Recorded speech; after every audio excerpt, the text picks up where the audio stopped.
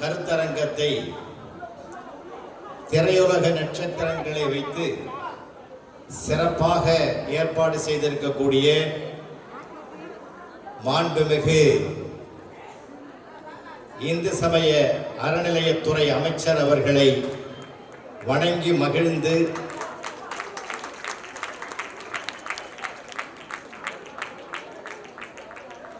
தமிழகத்தில் வலம் வந்து கொண்டிருக்கக்கூடிய அன்புக்கும் பாசத்துக்கும் கடமை உணர்வோடு செயல்பட்டு வருகிற அத்தனை அமைச்சர்களுக்கும்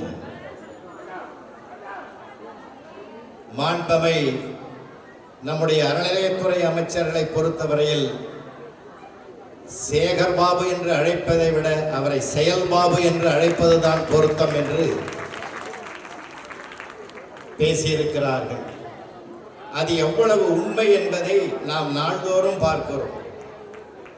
அதை போல ஒரு சூறாவளி பயணத்தை யாராலும் செய்ய முடியாது, கற்பனையில் கூட முடியாது. இங்கே பேசிய ஒரு அருமை நண்பர், இது கிழக்கு மாவட்டம் என்று சொன்னார்.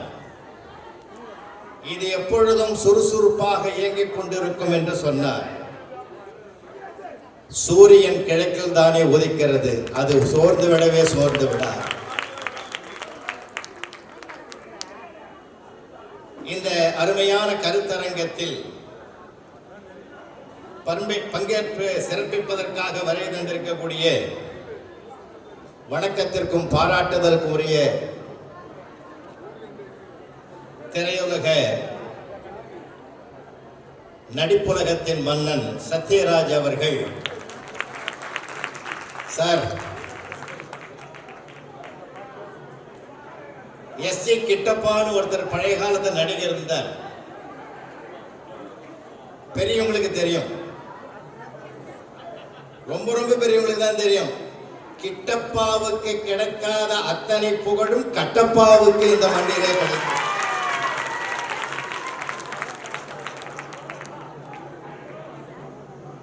சார், நான் அந்த படத்தை நான் 10 முறையாவது பார்த்திருக்கேன். தெலுங்குலையும் பார்த்திருக்கிறேன், தமிழ்லையும் பார்த்திருக்கேன். எத்தனை முறை பார்த்தாலும்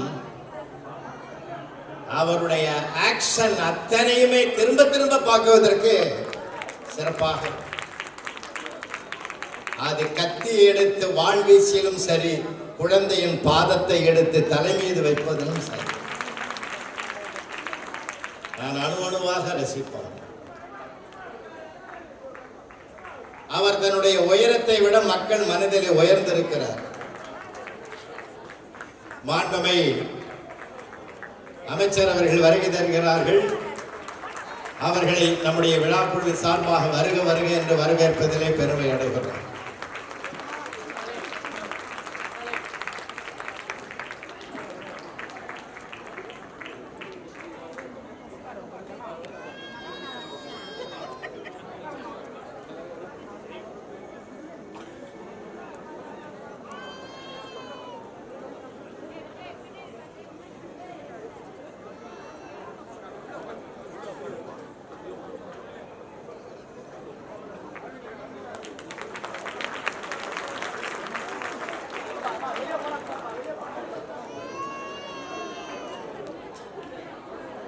மாண்புமிகு அமைச்சர் அவர்களுக்கு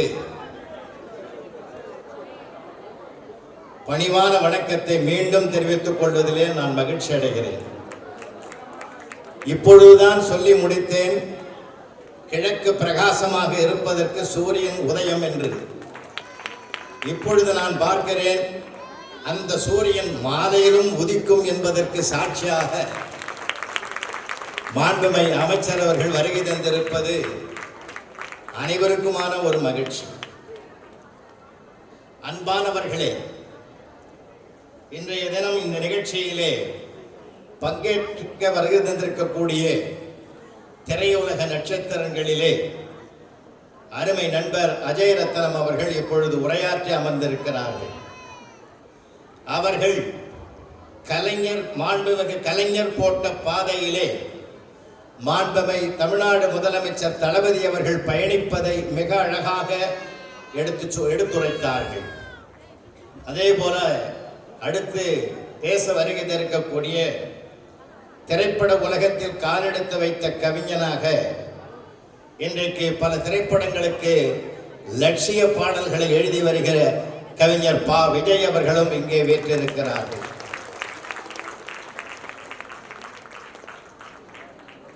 அருமை நண்பர் முரளி அவர்களுக்கும் மற்றும் அனைத்து நண்பர்களுக்குமாக அரங்கம் நிறைந்திருக்கக்கூடிய பெரியவர்களுக்கும் தாய்மார்களுக்கும் என்னுடைய அன்பு கலந்த வணக்கத்தை தெரிவித்துக் கொண்டு ஒரு சில வார்த்தைகள். தலைப்பு ஒரு அருமையான தலைப்பு, கலை புரட்சி செய்த கலைஞர். உண்மையிலேயே ஒரு காலகட்டத்தில் பழைய படங்களை பார்த்தவங்களுக்கெல்லாம் நல்ல ஞாபகம் இருக்கும் இல்லையா? அவரு வீட்டுக்காரர் சேர்ல உட்கார்ந்துருப்பார், அங்க ஹால்ல உட்கார்ந்துருப்பார், அந்த அம்மா கிச்சன்ல இருக்கும். பிராணநாதா அப்படின்னு கூப்பிடும். அந்த சவுண்டு முடியறதுக்கும் அவர் எழுந்து வர்றதுக்கும் சரியா இருக்கும். இதெல்லாம் யார் இப்ப கூப்பிடுவான்? முத்தமிழறிஞர் டாக்டர் கலைஞர் அவர்கள் திரையுலகத்தில் கால் வைத்த பிறகு அத்தனை பெண்களும் கணவனை அழைத்த வார்த்தை என்ன தெரியுமா? அத்தான் என்ற வார்த்தை.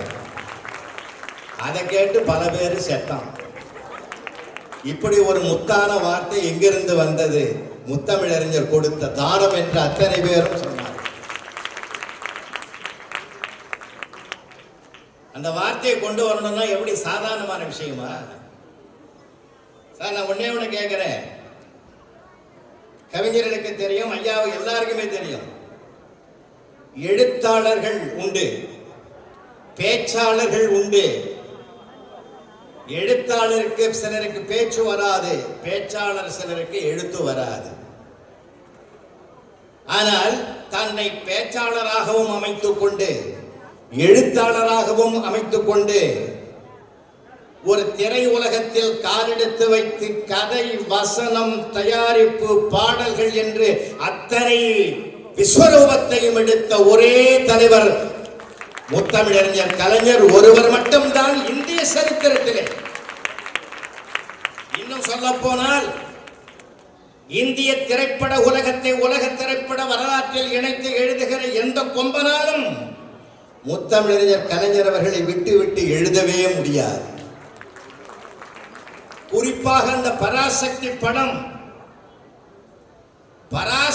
படம் பார்த்து வந்த பிறகு பலருக்கு வராத சக்தியும் வந்ததையா உடம்புல. என்ன வசனம் தெரியுமா? அது யாராலையும் மறக்க முடியுமா? அம்பாள் என்றைக்கடா பேசினாள். இந்த புரட்சிகரமான வசனத்தை இப்ப நாம பேசலாம். ஆனால் அந்த காலகட்டத்தில் அந்த வசனத்தை பேசுவது என்பது, எழுதுவது என்பது சாதாரண சரித்திரம் அல்ல. அப்படிப்பட்ட ஒரு கொடுங்காலத்திலேயே அன்னை தமிழுக்கு ஒரு வலிமை சேர்த்த ஒரு அழகு முத்தமிழறிஞருடைய பேனாவுக்கு கிடைத்த பெருமை என்பதை இந்த மன்றத்திலே தெரிவிப்பதிலே மகிழ்ச்சி அடைகிறேன். பல படங்கள் எப்படி போனது தெரியுமா? ஓடிச்சு தெரியுமா? 100 நாள் பாட்டுக்காக ஓடிய படம் உண்டு, கதைக்காக ஓடிய படம் உண்டு. ஆனால் வசனத்துக்காக மட்டும் ஓடிய படம் என்று கலைஞர் அவர்கள் தான் அதை உருவாக்கி தந்திருக்கிறார். சினிமா கொட்டா வெட்டி வெளியில வந்த உடனே பார்த்தா பாட்டு புஸ்தகம் வைப்பான். எங்க ஊர்ல அனந்தபுரத்துல குமரன் டாக்கீஸ்ல வெளியில வந்த உடனே பாட்டு புஸ்தகம் வாங்கின ஆள் நான். அப்ப பாட்டு புஸ்தகம் வைப்பான். ஆனால் அடுத்த அதை முறியடித்து வசன புத்தகத்தையும் வாங்க வைத்த பெருமை முத்தமிழறிஞர் டாக்டர் கலைஞர் அவர்களுக்கு தான் சாரும் என்றால் இதுதான் புரட்சி. இதுதான் சார் புரட்சி. சாதாரணமான விஷயம் இல்லை. ஒரு பராசக்தி படத்தினுடைய விமர்சனம் வந்தது. எங்க அப்ப இருந்த தினமணி கதிரில் என்ன எழுதுறாங்க தெரியுமா? இன்னும் ஒரு பெரிய வேடிக்கை பாருங்க. முத்தமிழறிஞரை பார்த்து அத்தனை பேரும் மெய்சிலிர்த்து போனதற்கு என்ன காரணம், வியப்பதற்கு என்ன காரணம் தெரியுமா? திரையுலக நட்சத்திரங்களுக்கு மத்தியிலே சொல்றேன், அன்பானவர்களே, நாத்திகம் பேசிய படத்திற்கு பராசக்தி என்று பெயர் வைத்த தைரியம், ஒரு பெருமை அவரை தவிர யாருக்கும் இல்லை. முழுக்க முழுக்க நாத்திகம் சார். ஆனா படத்துக்கு பேரு பராசக்தி. விமர்சனம் செய்த தினமணி கதிர் என்ன எழுதியது தெரியுமா? கருணாநிதி வசவு பரபிரம்மம்னு எழுதினோம். வசனம் இல்ல, கருணாநிதி வசவுன்னு எழுதலாம் சார். வசனம் என்பதைய கருணாநிதி வசவு பரபிரம்மம்னு எழுதலாம். அதை படிச்சாரு, முத்தமிழறிஞர் பார்த்தாரு, சிரிச்சாரு, அடுத்த படத்துக்கு பரபிரம்மன்னு பேர் வச்சாரு. சார் அதையே ஏணிப்படியாக மாத்தினார் பார்த்தீங்களா? அதுதாங்க புரட்சி. இப்படி சொல்லிட்டானே அவர் மூளையில் முடங்கி விடவில்லை. பராசக்தி படம் பார்த்தவங்களுக்கு நிறைய பேருக்கு தெரியும். இன்னும் அந்த படத்துக்கு என்ன பெருமை தெரியுமா? உலகத்திலேயே ஒரு மாபெரும் நடிகன் செவாலியர் சிவாஜி கணேசனை தந்த படம் பராசக்தி. அந்த வசனம் பேசினதுனால தான் அவரு உயரத்துக்கு வந்தார். எவ்வளவு பெரிய விஷயம். அவரே சாதாரணமான எளிமையான இடத்திலிருந்து ஏற்றத்தை தருகிறவர். கையில காசு இல்லை, ஒரு இடமா படுத்துங்கிறார் ரோட்டு ஓரமா. போலீஸ்காரன் வந்து லட்டியால் அடிக்கிறார். தூங்குறவனை எழுப்புறார். சிவாஜி கணேசன் எழுந்த உடனே அவர் கேட்கிறார் போலீஸ்காரர், என்ன எம்டி பாக்கெட்டா? இல்ல, நல்ல வசனம்.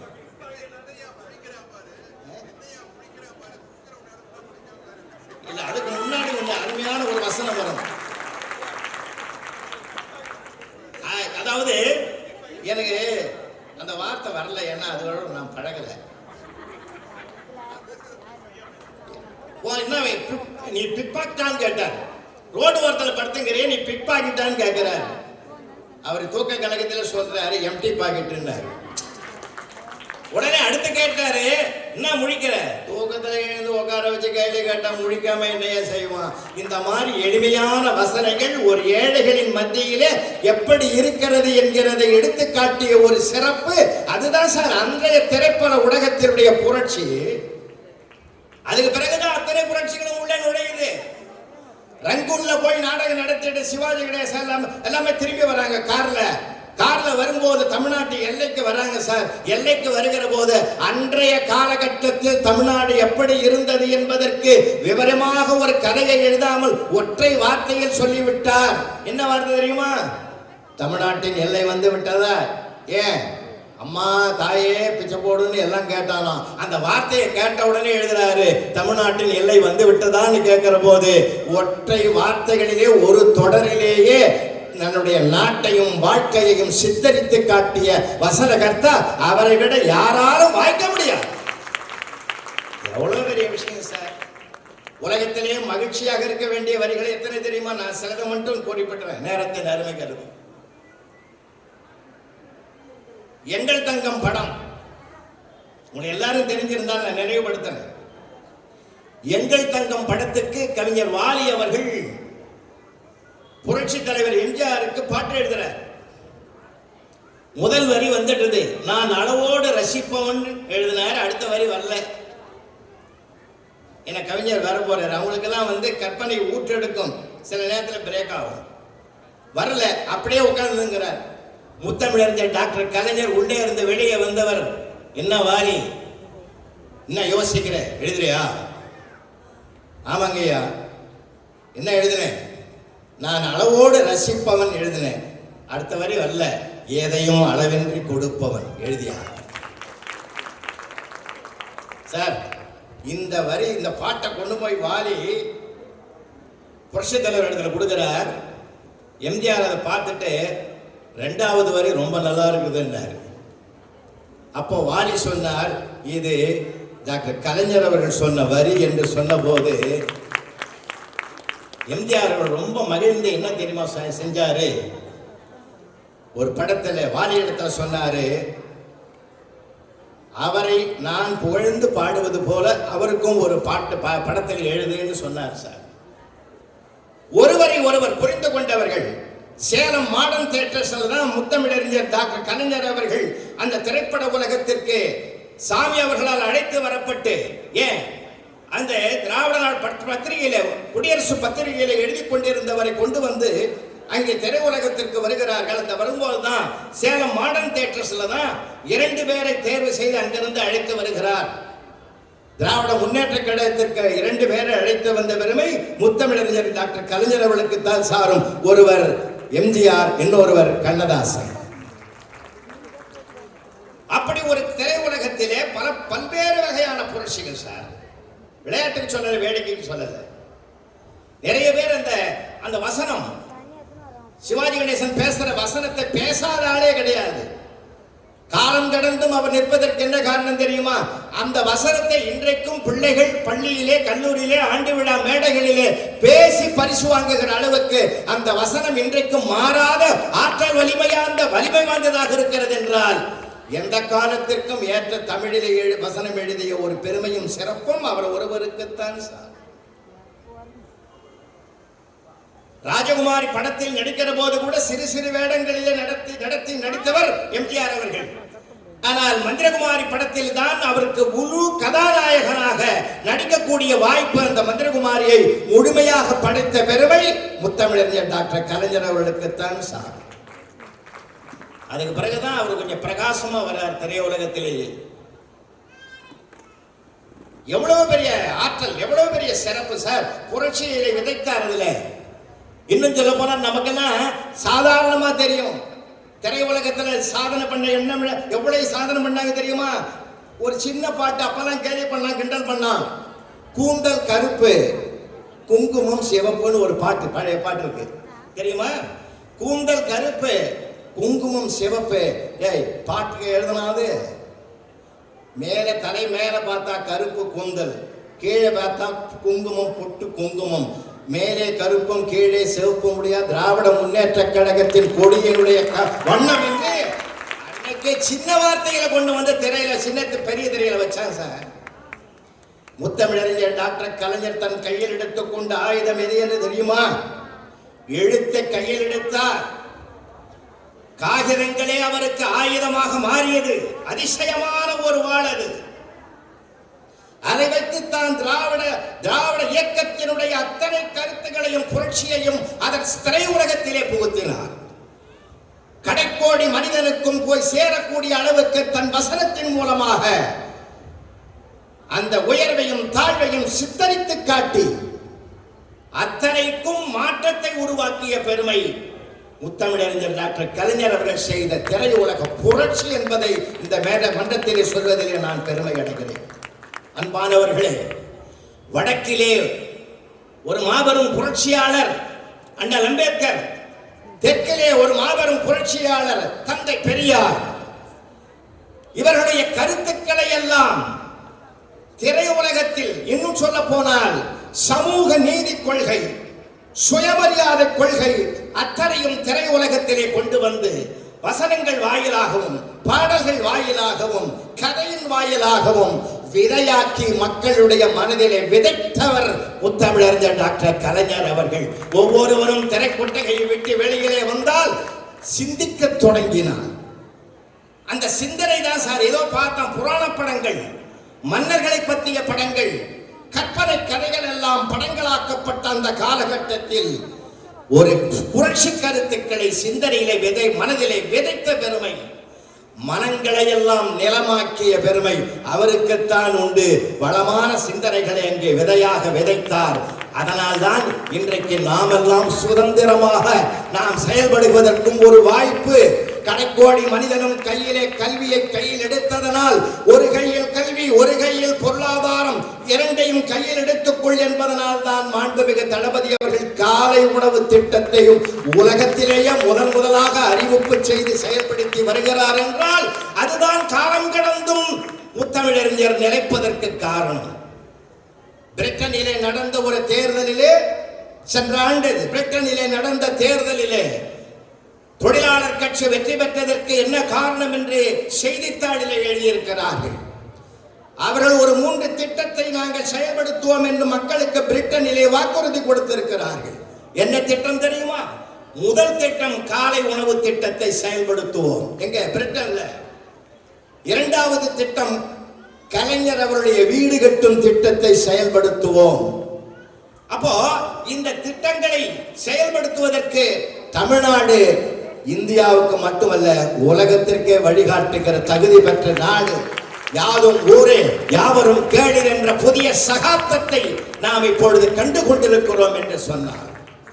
அப்படிப்பட்ட ஒரு பாதையை அன்றைக்கு அமைத்து கொடுத்த பெருமை தந்தை பெரியார் அவர்கள்.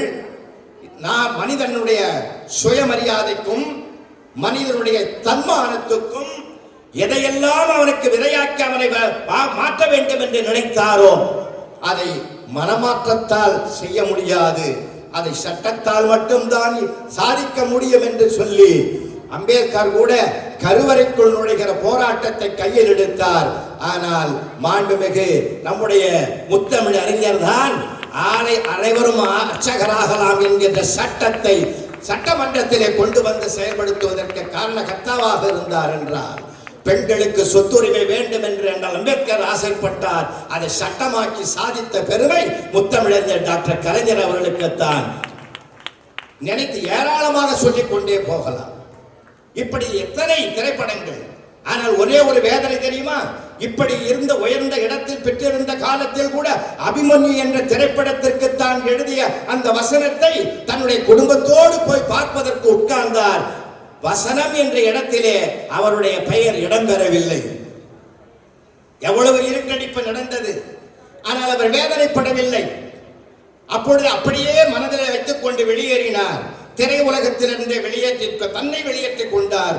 பிறகு ஒரு காலத்தில் யாரெல்லாம் அவருக்கு எதிர்ப்பாக அவரை வரவழைத்து உங்கள் வசனம் இருந்தால்தான் எங்கள் படமே ஓடும், அதனால் வாருங்கள் என்று அவரை மீண்டும் வரவேற்பு கொடுத்து மறுபடியும் திரையுலகத்தில் பிரவேசிக்க வைத்தார்கள் என்றால் சிந்தித்து பார்க்க வேண்டும்.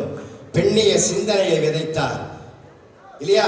இம்மென்றால் சிறைவாசம், ஏனென்றால் வனவாசம் என்ற நாட்டில் மட்டுமல்ல சமுதாயத்தில் பெண்களுக்கும் அந்த நிலைமை இருந்தது. அடக்கப்பட்டு ஒடுக்கப்பட்டு இருந்த பெண்கள் எல்லாம் பேசுகிற ஆற்றல், ஏன் எதற்கு எப்படி எப்போது எங்கு யாரால் என்று சிந்தித்து வெளிப்படுத்துகிற கேள்விகளை கேட்கிற அளவுக்கு பெண்ணுக்கு ஒரு சிந்தனை வளத்தை கொடுத்தார். அது இன்றைக்கும் வளர்ந்திருக்கிறது. அன்னைக்கு ஒரு அம்மா சொல்லுது, ஏங்க சொர்க்கம் நரகம்னு சொல்றானுங்களே அது நிஜமானு கேட்டது. ஆமாண்டி செல்லம் இருக்கு. சொர்க்கம்னா நாம ரெண்டு பேரும் ஒன்னா போற இடமா மாமான்னு? இல்லடி தங்கம், மாமா மட்டும் போற இடத்துக்கு தான் சொர்க்கம்னு பேர். அப்படின்னா அங்க என்ன எப்படி பண்ணுவாங்க? மாமா சொர்க்கத்துக்குள்ள போனோம்னா ரம்பா, ஊர்வசி, மேனகா, திலோத்தமை பேர் அழகிகள்லாம் மாமா கையை பிடிச்சி உள்ள கூட்டி போவாங்க. அப்ப நரகம் அங்கேயா? நீ அங்கதான் போவ. ஒரு கருப்பு குரங்கு வந்து உன்னை கை பிடிச்சி கூட்டி போவோம். அந்த அம்மா சொல்லிச்சு, போங்க மாமா, உங்களுக்கு மட்டும் இங்கேயும் அழகே அங்கேயும் அழகே, எனக்கு மட்டும் இங்கேயும்.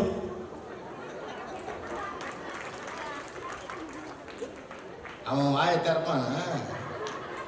சார், பெண் பிள்ளைகள் சிந்திக்க தொடங்கி விட்டார்கள் சார், இல்லையா? பெண்கள்லாம் ஏமா அமைதியா இருக்கு? பெண்ணிய பட்டங்கள் ஆழ்வதும் சட்டங்கள் செய்வதும் பாரினில் பெண்கள் நடத்த வந்தோம். 8 அறிவினில் ஆணுக்கு பெண் இழப்பில்லை கான் என்று கும்பியடி என்று வாழ்கிற பொற்காலம் இது. கல்லூரி வாசல் கனவாகி விடுமோ என்று தத்தளித்த பெண்களுக்கு கையிலே மாதம் 1000 ரூபாய் கொடுத்து படி, தலைவாரி பூச்சூடி உன்னை பாடசாலைக்கு போ என்று சொன்னால் உன் அன்னை இன்றைக்கு முதல்வர் உன்னை அனுப்பி வைக்கிறார். சார், முத்தமிழறிஞர் அவர்கள் போட்ட விதை இன்றைக்கு விருட்சமாகி கொண்டிருக்கிறது. சிந்திக்க வேண்டும்.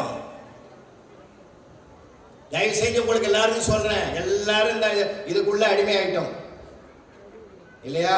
நான் சொல்றது உண்மையா இல்லையா? என்னையும் சேர்த்தான் சொல்றேன். எல்லாம் இதுக்குள்ள அடிமை ஆயிட்டோம். இது உள்ளங்கையில வச்சிருந்தீங்கன்னா உலகத்துல என்ன நடக்குதுன்னு தெரியும்.